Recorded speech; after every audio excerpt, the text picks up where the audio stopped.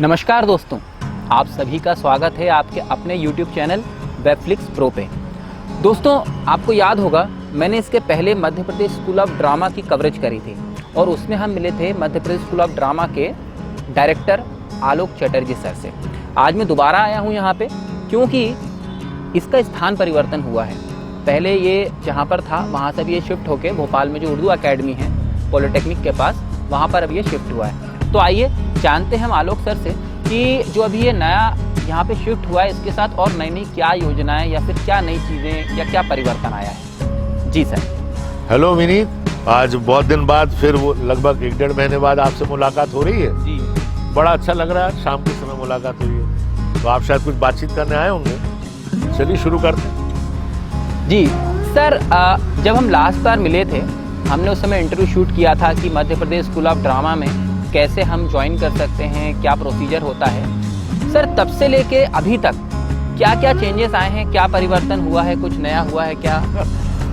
असली में सबसे बड़ा परिवर्तन तो स्थान का ही है। पिछली बार जब कोरोना लॉकडाउन 1 या 2 में आए थे तब विद्यालय LBT के परिसर में था और आज जहाँ ये मिल रहे हैं तो हम संस्कृति भवन के संस्कृति विभाग के अपने परिसर में मिल रहे हैं। और आपने कहा कि नया क्या हुआ, तो सबसे पहले तो विद्यालय पूरा शिफ्ट हुआ है वहाँ से यहाँ तक, तो रिनोवेशन का काम होना और कंस्ट्रक्शन का काम होना और मरम्मत रिपेयरिंग का काम होना, सभी पूरा ऑफिस में कैमरे लगना, टेलीफोन लगना। नया काम ये भी हुआ है कि जहाँ हम बैठे हैं ये चबूतरा मंच है और चबूतरा मंच का निर्माण इसलिए किया गया है कि कोई भी संस्था इसको निःशुल्क ले सकती है और यहाँ पर अपने नाटक या नाट्य संगीत इसके कार्यक्रम कर सकती है। ये हमारा नाट्य विद्यालय की ओर से रंगकर्मियों को एक तोहफा है निःशुल्क, और लाइट की व्यवस्था भी हम करेंगे। दूसरा एक ये हुआ है कि मध्य प्रदेश नाट्य विद्यालय एक नाट्य केंद्र की स्थापना की है। इसमें मध्य प्रदेश के नाट्यकर्म के इतिहास को सहेजा जाएगा। अलग अलग संस्थाओं से नाटकों की CD ब्रोशर मंगाए जाएंगे ताकि रंग अध्येता, रंग विद्यार्थी, रंग शोधार्थी यहाँ आए तो वो यहाँ पर देख सके कि 1980 में या 90 में या 2000 में किस तरह का थिएटर मध्य प्रदेश में हो रहा था। सिर्फ भोपाल में नहीं, जबलपुर में, छिंदवाड़ा में, उज्जैन में, इंदौर में, हर कहीं। और इसके अलावा हम लोगों ने ये निर्णय लिया है कि माह के हर दूसरे और तीसरे शनिवार को 10 बजे से 5 बजे तक नाट्य विद्यालय की लाइब्रेरी सभी रंगकर्मियों के लिए खुली रहेगी, क्योंकि भोपाल में अच्छी नाट्य स्क्रिप्ट्स पढ़ने की या देखने की जगह कम है। तो नाट्य विद्यालय शहर के बीच में और रविंद्र भवन और भारत भवन यहाँ से पास में है, तो रंगकर्मी उसका भी फायदा ले सकते हैं। इसके अलावा हमने 5 प्रदेश स्तर की बाल रंगमंच की कार्यशालाओं की घोषणा की है जिसके आवेदन आ गए हैं। तो 5 जगह कोरोना काल समाप्त होने के बाद बच्चों के नाटक होंगे जो विद्यालय फाइनेंस करेगा। जी बिल्कुल। सर, वर्तमान सत्र के विद्यार्थी अभी क्या कर रहे हैं और उनके लिए क्या योजनाएं हैं? वर्तमान सत्र जो है 9वां सत्र विद्यालय का चल रहा था और मार्च में कोविड इन्फेक्शन की वजह से लॉकडाउन हुआ, तो हम लोगों ने लॉकडाउन में विद्यार्थियों को घर भेज दिया था और लॉकडाउन में ही उन्हें कुछ प्रोजेक्ट लाइट के ऊपर और कॉस्ट्यूम के ऊपर करने दिए गए थे। 2 नाटक जो पारसी और ब्रेख्तियन शैली के खड़िया का घेरा हुआ उसके ऊपर प्रोजेक्ट करने को बोले गए थे। और हमने वाणी त्रिपाठी जी की कुछ क्लास और गोविंद नामदेव जी की क्लास और आसिफ अली की क्लास ये ऑनलाइन कुछ विद्यार्थियों के लिए की थी ताकि उनको उसका कुछ लॉकडाउन में फ़ायदा मिले।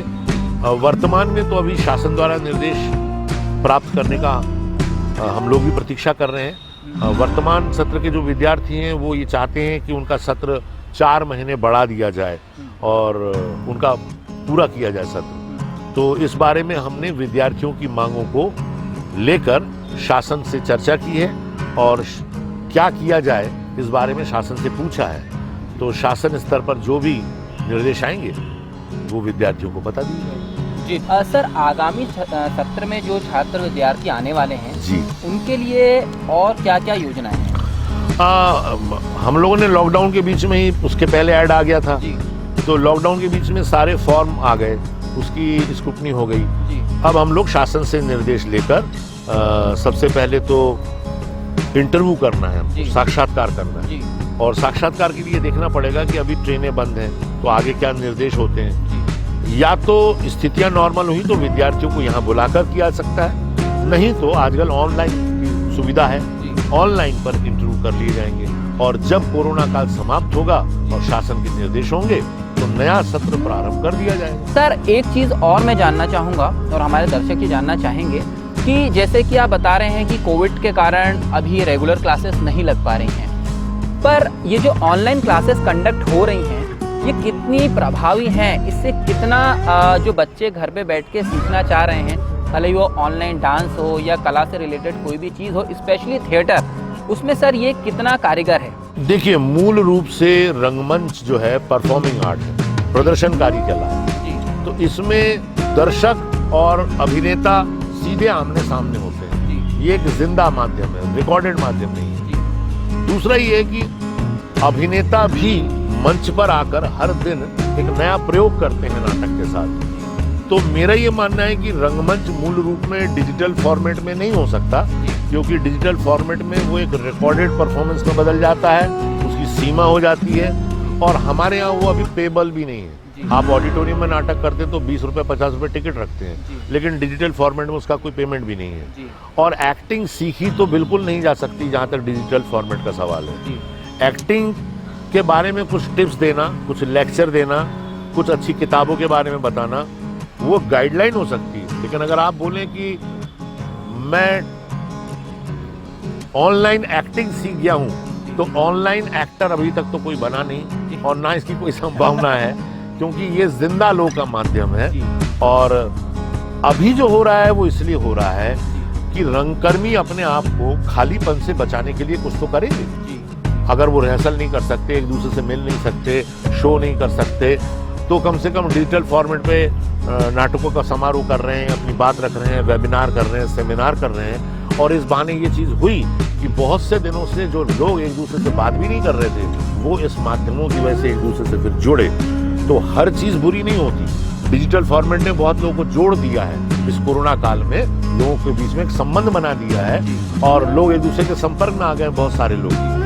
लेकिन थिएटर जैसी चीज़ तब तक ही डिजिटल रखना ठीक है जब तक कोरोना संकट समाप्त नहीं हो जाता। जैसे ये समाप्त होगा, थिएटर अपने पारंपरिक रूप में लौट आएगा। नमस्कार दर्शकों, 7 बज चुके और हम अपना नाटक कालिदास का अभिज्ञान शाकुंतलम प्रस्तुत कर रहे हैं। वही फॉर्मेट है, वही जी बिल्कुल। सर आपका बहुत बहुत धन्यवाद हमसे जुड़ने के लिए और हमारे जो दर्शक हैं उनके साथ इतनी बढ़िया जानकारी शेयर करने। मैं तो आपके दर्शकों तक बार बार पहुंचने के लिए आपको तिबारा, चौबारा, पंचबारा, छठबारा बुलाता ही रहूंगा और आपको आमंत्रित करूंगा कि आप आएँ, क्योंकि आप आते हैं, आपकी टीम आती है, टेक्निकल टीम आती है, तो मैं आपके दर्शकों से बात कर पाता हूँ और मुझे एक अवसर मिलता है अपने विचारों को सामने रखने का। इसके लिए आपके चैनल का और आपका बहुत बहुत धन्यवाद। जी धन्यवाद सर। जी धन्यवाद, आपका भी बहुत बहुत धन्यवाद।